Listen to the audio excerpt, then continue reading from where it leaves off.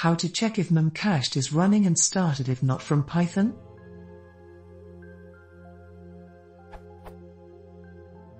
I'm developing a web application using Python and memcached. First I want to start memcached from my Python program, and if I'm right subprocess.open memcached will do it. What really bothers me is how to check if memcached is already running in the background. I want something like the check_memcached function should return true if memcached is not already running. Anybody got any idea how to do this?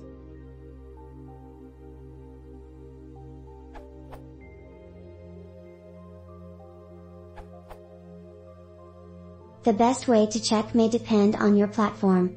Here's some methods you could try. Try to connect to the memcached server. If a connection fails, assume that the server is not running. If you expect memcached to be running locally, look for a PID file. On Debian this is usually located at /var/run/memcached.pid, and contains the process id of the running memcached daemon. To be extra sure you could read the PID contained in the file and verify that a process with this PID is still running. Use the subprocess module to run a command which can directly check for a locally running daemon. E.g. run the command pid off memcached using subprocess and check the return code.